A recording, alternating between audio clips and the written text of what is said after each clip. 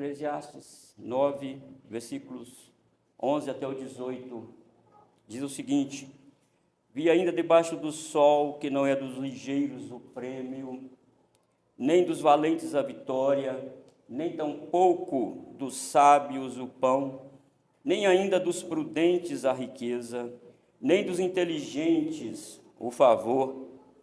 Porém, tudo depende do tempo e do acaso. Pois o homem não sabe a sua hora, como os peixes que se apanham com a rede traiçoeira e como os passarinhos que se prendem com laço, assim se enredam também os filhos dos homens no tempo da calamidade, quando cai de repente sobre eles. Também vi este exemplo de sabedoria debaixo do sol, que foi para mim grande.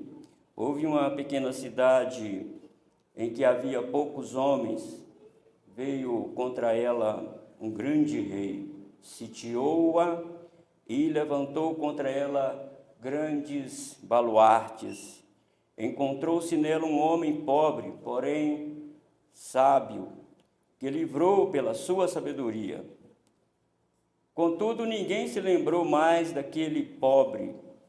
Então disse eu: melhor é a sabedoria do que a força, ainda que a sabedoria do pobre é desprezada e as suas palavras não são ouvidas. As palavras dos sábios, ouvidas em silêncio, valem mais do que os gritos de quem governa entre tolos. Melhor é a sabedoria do que as armas de guerra, mas um só pecador destrói muitas coisas. Voltemos, irmãos, ao Senhor em oração. Pai, aqui está, Senhor, a Tua palavra. Palavra eficaz, poderosa, palavras que traz alento ao nosso coração, que traz encorajamento, que nos edifica, que nos exorta. Ó Senhor, quão necessitados nós somos da Tua palavra, Senhor. Ó Deus, aqui está o Teu povo, Senhor. Eles precisam ouvir a Tua palavra e somente a Tua palavra. Que o Senhor que está aqui através do Teu Santo Espírito, ó Deus, fale, Senhor, usa-me aqui neste lugar para transmitir, Senhor Deus, a Tua palavra aos corações, para trazer coragem, para trazer também, Senhor Deus, fé, para aumentar aquela fé débil, ó Senhor, para fortalecer aqueles joelhos mancos, ó Deus, abrir a visão, abrir os ouvidos, abrir o coração. Ó Deus, a Tua palavra tem poder, e por isso que na instrumentalidade, Senhor, do Teu Espírito, nós oramos pedindo a Tua ajuda, no nome de Jesus. Amém. Pois o homem não sabe a sua hora. Talvez você conheça o livro O Doente Imaginário. Tem até uma edição dele em português. Nesse livro, o ator e dramaturgo francês Molière, ele escreve dizendo sobre a relação entre uma pessoa doente e o seu médico. Ele estava falando também especificamente da sua segunda esposa, que manipulava os médicos, pagava os médicos para achar uma suposta doença nele, com vista a receber o seguro. Ele precisava sair de cena para ela receber aquele seguro. Neste livro, Molière conta que a pior doença é a inveja, o egoísmo e também a má-fé dos poderosos, tudo por causa do dinheiro. Nesta obra, os médicos são criticados por se especializarem na arte do ludíbrio e da exploração. Evidentemente que Molière não está falando de todos os médicos, não é? Mas ele talvez conhecesse mais pessoas do que esse médico que estava consultando com ele. Irmãos, este é o mundo que o Kohelet está nos mostrando desde o capítulo 1. O mundo é mau, está cheio de anomalias, está cheio de injustiças, e não tem como você ser feliz aqui neste mundo à parte de Deus. Se você estiver desconectado com Deus, fora de Deus, você vai entrar em desespero. Mas o que Molière não sabia, ele não previa, pois o homem não sabe a sua hora. Ele ia ser acometido por uma crise de tosse e poucas horas depois ele morreria. Ele não pensava que ia morrer tão cedo, imagino eu. Eu estava vendo um vídeo na internet onde tinha um pastor pregando, e quando ele estava quase terminando a sua pregação, ele caiu morto no púlpito. Apresentadores de jornais nos Estados Unidos também foram flagrados pelas câmeras, fazendo a apresentação, e de repente ela caiu, a apresentadora caiu lá morta. Eu conheci uma história de uma conterrânea minha, uma senhora velhinha, líder da igreja, dos círculos de oração da igreja. Ela tão somente foi tomar banho e morreu lá no banho.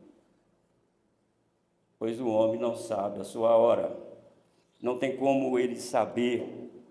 Então, o que nós vamos fazer diante deste quadro tão desesperador, tão nebuloso, tão cinzento aqui neste mundo? Nós precisamos de uma cosmovisão. Nós precisamos ter uma cosmovisão bíblica para nós ter os nossos corações acalentados. Por isso, irmãos, a nossa cosmovisão bíblica nos capacita a ver a vida realisticamente. Alguém acusa Kohelet, comentadores acusam-no de pessimista e fatalista. Não, ele é realista. A vida debaixo do sol é assim. Se alguém pregar outra coisa, se alguém disser que vai ser tudo bem, que vai dar tudo certo para você, mentira, não vai não. Não vai dar tudo certo não. Muitas coisas vão dar errado. Muitas coisas. E até porque se der tudo certo, como que vai cumprir Romanos 8, 28? Tudo coopera para o bem daqueles que amam a Deus. Como vai cumprir este texto, inclusive de Romanos 8, a partir do versículo 37, que nada pode nos separar do amor de Deus, da tribulação, angústia, espada, fome, demônio, morte, nada pode separar. Se vai dar tudo certo, como que esse texto se completa? Por isso, irmãos, nós estamos aqui, nós precisamos de uma cosmovisão bíblica, uma visão de mundo biblicamente, viver o mundo de forma realística. Por isso, aqui no versículo 11 e 12, a sabedoria aqui é relativizada. É sábio, sim, ele falou no versículo 10 anterior, é sábio se esforçar, é sábio fazer projetos, o homem demonstra sabedoria quando ele faz isso. Quando ele goza a vida com sua família, quando ele usufrui daquilo que Deus deu a ele, é sábio isso. Mas agora, ele está nos mostrando um outro quadro da realidade aqui, da vida. Ele está mostrando isso. Ele está nos dizendo que nem sempre as pessoas bem preparadas, nem sempre aquelas que têm mais força, nem sempre aquelas que estudaram mais, vão ter sucesso final. A vida tem os seus pormenores, a vida tem as suas exceções. A regra é isso: estude, trabalhe, planeje, confie em Deus.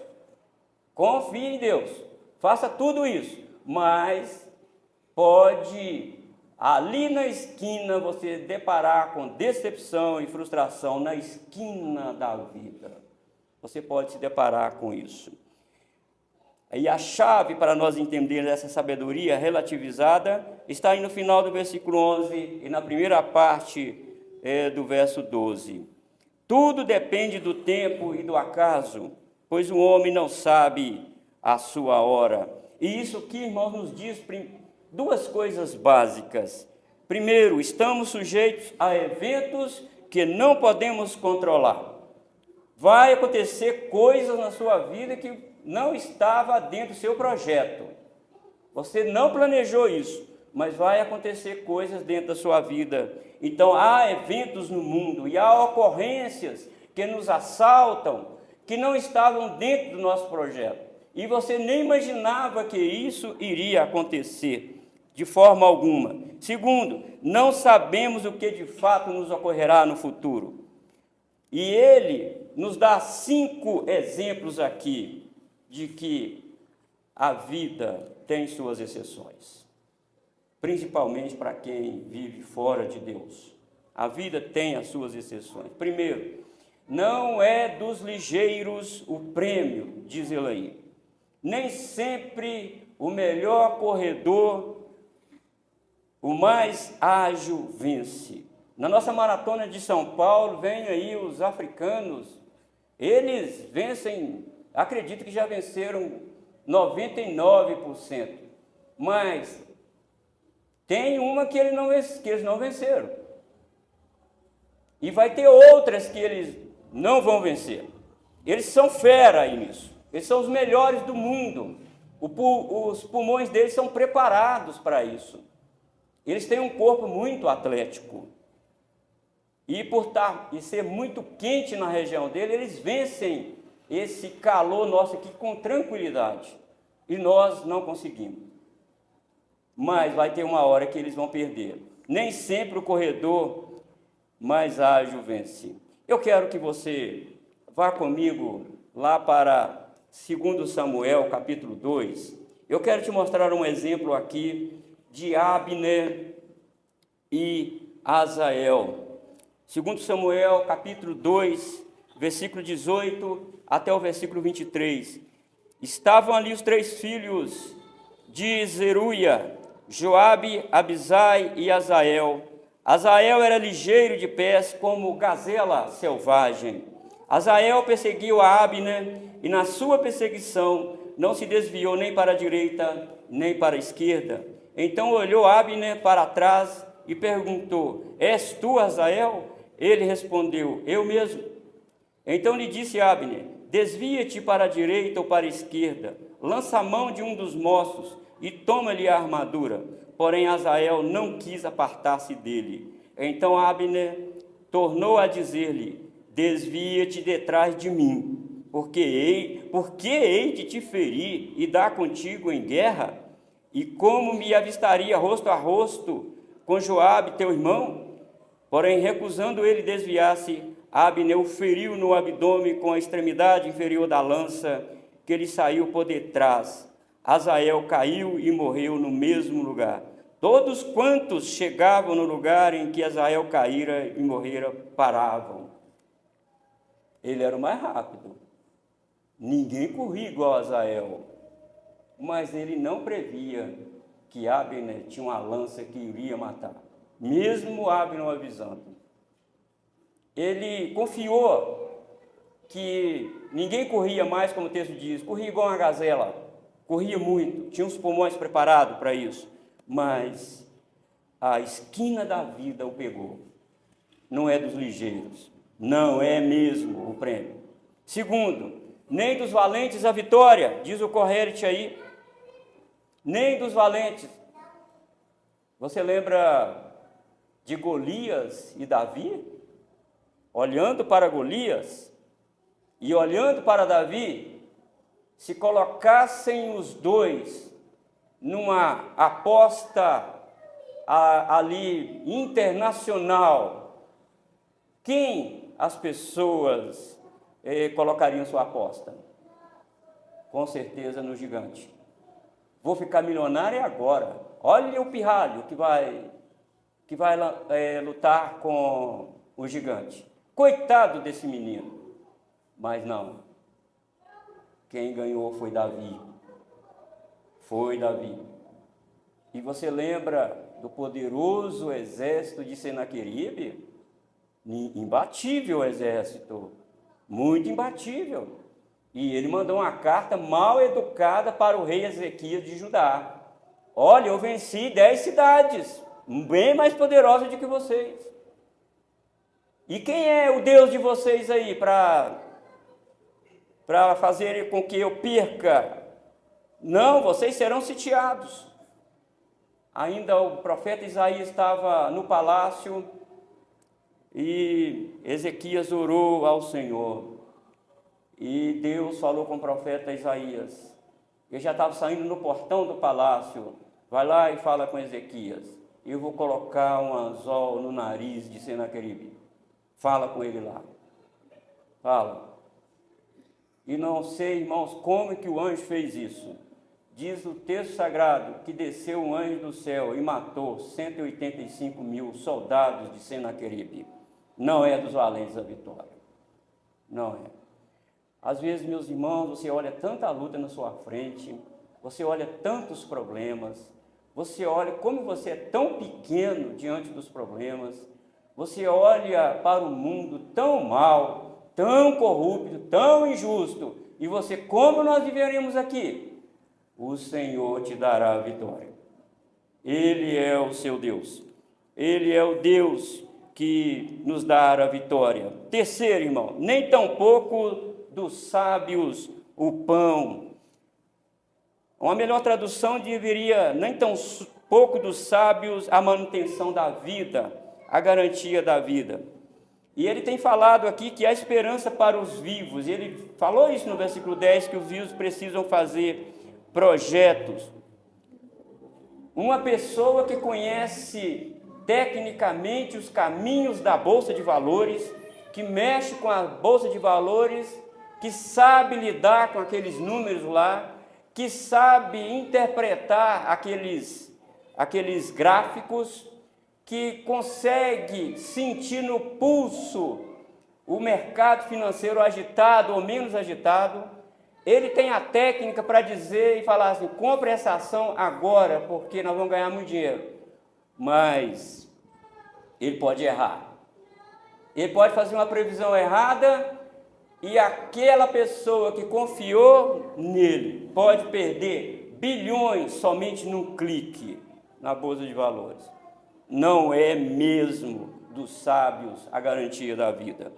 E quarto, nem ainda dos prudentes a riqueza. Um agricultor pode escolher com prudência o melhor terreno para fazer o seu plantio, mas pode não chover, pode chover demais, pode chover menos. Ele pode até mesmo proteger a sua lavoura com herbicida, ele pode fazer isso, mas nada disso vai adiantar, porque o homem não sabe a sua hora. Ele não tem controle sobre os eventos do mundo e ele pode perder toda a sua plantação. Ele pode perder isso. Nem dos inteligentes o favor, não é dos inteligentes o favor. Quando José interpretou o sonho de um dos seus parceiros lá na prisão, lá no Egito, o que ele falou para ele? Quando você chegar lá, você faz menção de mim a Faraó, que você vai sair daqui. Faz menção de mim lá a Faraó. O moço fez? Demorou anos para ele lembrar de José. Demorou anos. Esqueceu de José. Amados irmãos, a justiça, às vezes, pode nem vir até nós. A justiça pode demorar muito chegar até nós. O que o Correio está dizendo é: não fique olhando para essas irregularidades da vida, não fique olhando para essas anomalias, essas injustiças, e não desanime por causa disso. Há um Senhor acima do sol, Ele cuida de nós. Por isso ele fecha essa questão dizendo: porém, tudo depende do tempo e do acaso. Ele já falou isso no capítulo 3, não falou? Nós passamos por aqui. Tudo tem o seu tempo determinado. Inclusive, há tempo de morrer. Não adianta. Pode fazer massagem o que quiser. Chegou a hora, o coração vai parar. Não tem jeito. Pode socorrer, pode colocar todos os oxigênios para aquela pessoa respirar que não tem jeito, chegou a hora, essa pessoa vai, porque há tempo de morrer, há tempo de nascer, há tempo de guerra, há tempo de paz, há tempo de plantar, há tempo de colher, há tempo de espalhar pedra e juntar pedra, tudo tem o seu tempo determinado, e isso está na agenda de Deus, meu querido. Nós não temos controle e nem acesso nessa agenda de Deus, não. O que nós temos que fazer aqui é confiar nele como filho dele, como aquele que canta louvores a ele, que ouve a sua palavra e que também tem comunhão com ele. Tudo depende do tempo e do acaso. Acasos são aqueles eventos inesperados que você não controla. Não tem jeito de controlar o acaso. O acaso pertence a Deus. Para nós chamamos isso de acaso. A palavra de Deus chama isso de providência de Deus. Agora, no versículo 12, ele vai dar aí 2 exemplos que inesperadamente algo ruim acontece, algo fora do normal acontece. Ele está falando, pois o homem não sabe a sua hora, como os peixes que se apanham com a rede traiçoeira, e como os passarinhos que se prendem com o laço, assim se enredam também os filhos dos homens no tempo da calamidade, quando cai de repente sobre eles. O peixe está lá nadando, procurando, explorando os lugares mais nutritivos do mar ou do rio. De repente, ele se embaraça numa rede, ele debate, não adianta, ele está sendo puxado. Ele estava tão somente nadando, estava lá já tinha se alimentado, estava tão somente nadando e de repente ele se depara com a rede. A vida é assim. Está tudo bem com você. Está tudo bem. De repente você sente uma dor em algum lugar. Aí você vai investigar, essa dor é o quê? É um sério problema de saúde. E se você não estiver acima do sol, se você não estiver conectado com Deus, você vai se desesperar. Vai se desesperar. Porque ele deu o exemplo do peixe. Mas não é só no mar que acontece isso, no ar também acontece. O passarinho, o pássaro também está voando, pairando no ar, todo feliz. Mas de repente ele resolve parar, pousar em algum lugar para descansar, comer algumas sementes, comer alguns bichinhos. Aí de repente ele sente que tem uma corda amarrada no seu pé. E ele bate a asa daqui, não adianta, está preso. É isso que Deus está nos falando através deste livro magnífico que é o livro de sabedoria. Se isso acontecer com você, você já sabe o que fazer. Recorra ao Senhor. Ele pode te livrar do laço do passarinheiro, diz o salmista. Ele pode fazer isso. E às vezes ele usa isso para nos colocar, irmãos, mais humildes diante dele, para nos colocar mais dependentes diante dele. E o Kohelet está certo em falar que, pois o homem não sabe a sua hora, porque Jeremias capítulo 10, versículo 23 diz: eu sei, ó Senhor, que não cabe ao homem determinar o seu caminho, nem ao que caminho dirigir os seus passos. Não cabe ao homem dirigir os seus caminhos. Ele não tem poder para dirigir os seus caminhos. Tiago fala isso de uma maneira diferente no capítulo 4. Ele diz: você está planejando ir a uma cidade, fazer negócios? Vou lá. Vai nada. Você tem que falar se Deus quiser. Porque você não manda em você. Você não dirige os seus caminhos. Em 2 Samuel, irmãos, 1 Samuel 14, versículo 6, também, você vai ver Jonatas, com filho lá de Saul, disse, pois, Jonatas a seu escudeiro: vem, passemos da guarnição destes incircuncisos, Porventura o Senhor nos ajudará nisso, porque para o Senhor nenhum impedimento há de livrar com muitos ou com poucos. Se o Senhor quer livrar, Ele livra. Se o Senhor não quer livrar, meu querido, Ele não vai livrar. Ele pode te livrar na tribulação e talvez não da tribulação. Seja o que for, Ele é o seu Senhor. A segunda maneira, irmão, de nós olharmos para a vida, ter uma cosmovisão bíblica realisticamente, é entender que a sabedoria é desprezada pelos tolos. Versículos 13 a 16. Nos versos 11 e 12 nós vimos, ele falou sobre a sabedoria relativizada. Tudo depende do tempo e do acaso e você não tem controle sobre isso. Mas agora, nas suas pesquisas sobre a vida, Corrélio constata por experiência de uma cidade pequena. Uma cidade pequena, poucos homens lá dentro, e vem contra ela um rei poderoso. Ele não está falando isso, ele viu, ele falou, vi isso, que para mim foi muito grandioso, foi muito glorioso isso que eu vi. Ele relatando aqui, que nessa cidade esse homem, uma cidade que só tinha um homem lá mais corajoso, um homem sábio.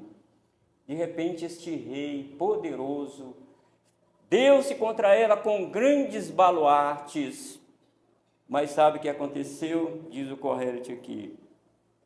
Versículo 15. Encontrou-se nela um homem pobre, porém sábio, que a livrou pela sua sabedoria. Contudo, ninguém se lembrou mais daquele pobre. Oh, a sabedoria não é apreciável pelos tolos. Não é. Segundo a pesquisa da Universidade de Nápoles, na Itália, Arquimedes afundou vários navios do Império Romano. Ele fez uma invenção de um canhão, era uma invenção dele, no mundo não tinha isso, e ele fez um canhão que lançou objetos pesados para a longas distâncias no mar, e ele sozinho afundou vários navios do Império Romano e libertou, na verdade libertou não, ele evitou que a cidade de Siracusa fosse tomada pelo Império Romano, e isso aconteceu no 3º século antes de Cristo. Com a sua sabedoria, Arquimedes enfrentou o Império Romano e libertou ou evitou que Siracusa fosse destruída. Segundo Samuel, nós também, capítulo 20, versículo 14 até o versículo 22, nos conta de uma mulher sábia, um tal de Seba, que está lá no texto, colocado como homem de Belial, revoltou-se contra Davi, fez uma revolta contra Davi.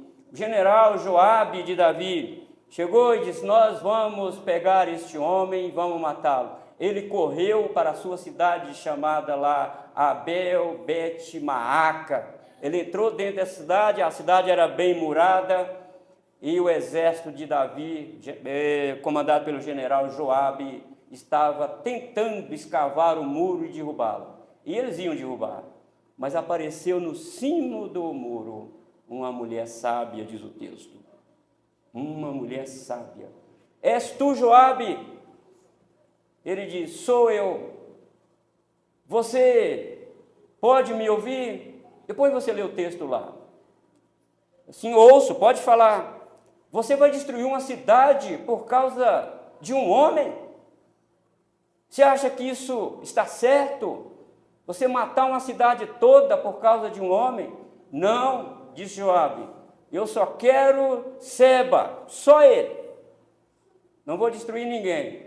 Então você vai daqui a pouco receber a cabeça dele. Nós vamos jogar a cabeça dele pelo muro. Eu não sei como ela fez para matar Seba, mas juntou os homens lá, com certeza, matou Seba, jogou a cabeça dele pelo muro e livrou a cidade de destruição. Mas o texto enfatiza a coragem e a sabedoria desta mulher. Uai, você vai fazer isso com a cidade toda? Está vendo, irmãos? Sabedoria, diz aqui o nosso texto, é melhor do que a força. Sabedoria, ter cérebro é melhor do que ter músculo. Ter músculo é muito bom, bom mesmo, mas ter cérebro é melhor. Saber pensar é melhor, saber agir é melhor. Fechar a boca é melhor do que falar asneira, é melhor. Às vezes falamos tanta coisa fora da sabedoria. E essa mulher, irmãos, livrou a cidade de Abel com sua sabedoria, diz o texto sagrado lá. Mas a nota triste aqui, irmãos, está no versículo 15. Ninguém se lembrou mais daquele pobre homem que livrou a cidade, esqueceu dele. A sabedoria não é apreciada, a sabedoria não é priorizada no mundo, a sabedoria não é valorizada. O povo gosta de tolo. O povo fora de Deus gosta mesmo de tolo, de gente que o massacra. Porque se der lugar à sabedoria, se agir com sabedoria, a cidade vive melhor. Mas quando a cidade é governada por um tolo e o povo gosta do tolo, esqueceu desse homem, sabe que livrou a cidade. Que coisa que Deus está nos falando, irmãos, através da sua palavra aqui nessa noite. E que sirva de grande lição para nós crentes, que temos a sabedoria de Deus, nós crentes, que temos a palavra de Deus, que temos, irmãos, o Evangelho de Deus, que temos o Espírito Santo dentro de nós, que temos, irmãos, todo o código da palavra do Senhor na nossa mão. Precisamos ser sábios em toda a nossa maneira de viver. Queridos irmãos, esqueceu do homem pobre, esqueceu dele. A tolice é mais valorizada. Em terceiro lugar, irmãos, versículos 17 e 18, a sabedoria é violentada também pelos tolos. Versículo 17 e versículo 18, as palavras dos sábios, ouvidas em silêncio, valem mais do que os gritos de quem governa entre tolos. Apesar de eles terem esquecido, irmão, desse homem pobre, mesmo assim, vale a pena nós olharmos o verso 16. Então disse eu, melhor é a sabedoria do que a força, ainda que a sabedoria do pobre é desprezada e as suas palavras não são ouvidas. Aí ele vai falar sobre as palavras dos sábios, ouvidas em silêncio, vale mais do que os gritos de quem governa entre tolos. Grito aqui, irmãos, podem ser traduzidos como aquele governante fanfarrão que governa as pessoas gritando, colocando as suas ideias para valerem a todo custo. Ele não ouve o conselho, o que manda é ele.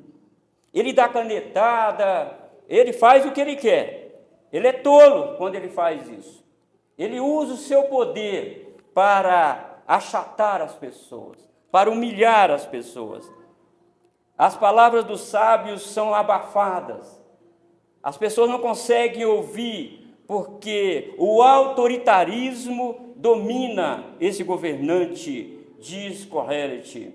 Ele é um fanfarrão, ele não consegue ouvir conselho de ninguém. Ele é o mandatário maior. E quem dá ouvido, e quem vai com essa gente, diz a Escritura, é tolo. E o tolo está fora do céu, não entra no céu. Porque ele não tem a sabedoria de Deus. Ele não aliou a sabedoria de Deus. Ele é abafado. Melhor é a sabedoria do que as armas de guerra. Ele não está dizendo que guerrear não precisa, não deve haver guerra. É claro que ele não está dizendo isso. Ele está dizendo que se o mundo fosse sábio, se os governantes fossem sábios, teríamos menos armas de guerra. Resolveríamos os nossos conflitos com sabedoria e não com arma. Falou Salomão que no seu reinado não teve guerra. Ele resolveu os seus conflitos fazendo aliança com os países. Ele não lutou com país nenhum. Os soldados de Salomão, acho que só treinavam, mais nada. Eles não iam para a guerra. Falou quem sabe lidar com essa questão da sabedoria. É melhor a sabedoria do que guerrear. Mas às vezes a guerra é inevitável por causa do pecado, por causa do egoísmo, por causa da ganância. A guerra é baseada em quê? Na ganância. Na ganância. É ter aquilo que é do outro. É na ganância. E é sábio ser ganancioso? Não. É melhor ter a sabedoria, diz aqui a palavra do Senhor. Muitos conflitos, irmãos, de casais, muitos conflitos dentro da igreja, muitos conflitos na cidade, precisam ser resolvidos com sabedoria e não com guerra. Um pai não coloca ordem na sua casa gritando, batendo, chutando o seu filho. O pai ele não demonstra autoridade dessa forma. Ele demonstra mais autoridade se ele usar a sua sabedoria. Ah, quantos nós precisamos aprender, né, irmãos, sobre a sabedoria. Mas o que este texto tem a ver conosco aqui no Guanabara, no século 21, irmãos? As demonstrações de sabedoria nos conscientizam que a vida é incerta para aqueles que vivem longe de Deus. Para você é incerta, irmãos? Não. A vida para nós não é incerta. É certo que Jesus virá. É certo que nós vamos vencer. Na verdade, nós nem vamos vencer. Diz Paulo em Romanos que nós somos mais do que vencedores em Cristo Jesus. Isso é certo. Então a vida para nós não é incerta. O correto está falando aqui para quem vive longe de Deus. Para quem vive fora dos caminhos do Senhor. Temos aqui um homem que também é Deus, que tem poder, irmãos, para dar certeza para a nossa vida, para aqueles que crerem em Jesus. Jesus mesmo diz que todo poder lhe foi dado no céu e na terra. Então o tempo e o acaso estão nas mãos de Deus, como você também está.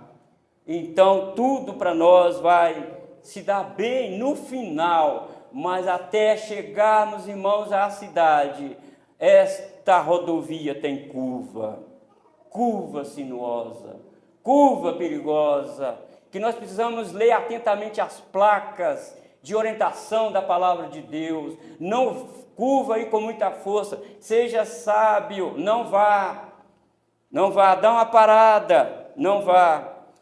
Correles também falou que um homem pobre, mas sábio, salvou uma cidade da destruição.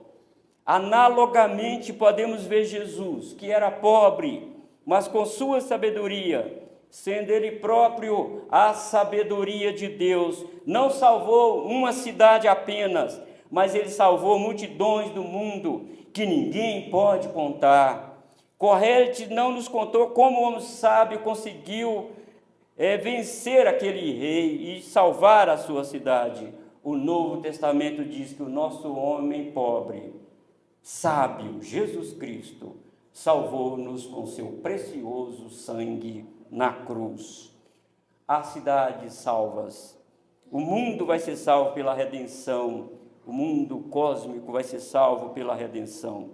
Correles também nos conta, irmãos, que o nosso Salvador, claro que está falando nas entrelinhas, nunca foi esquecido. Ele disse que o homem foi esquecido, mas o nosso Salvador nunca será esquecido, porque ele formou o primeiro batalhão de guerreiros, 12 apóstolos, e esses 12 apóstolos espalharam a vitória dele na cruz, e nós estamos aqui também fazendo a mesma coisa. E daqui a pouco nós vamos anunciar visivelmente para nós mesmos, quem sabe quem passa aí na frente, a volta de Jesus, a morte de Jesus através da ceia do Senhor. Correio também nos diz que nesta vida de vaidade, tudo depende do tempo e do acaso. E que isto, sem a revelação, irmãos, maior do Novo Testamento, pode levar muitos ao desânimo e à inoperância espiritual. Mas a mensagem de Deus para nós é que Cristo também é o Senhor nosso, é o Senhor do nosso destino. E Atos 17 nos diz, o apóstolo Paulo, inspirado pelo Espírito Santo, diz que Deus já determinou um dia que com justiça há de julgar o mundo por meio do varão que ele mesmo designou para isso. E a terceira estrofe do nosso hino 163 nos diz: as tuas mãos dirigem meu destino, acasos para mim não haverá. O grande Pai vigia o meu caminho e sem motivo não me afligirá.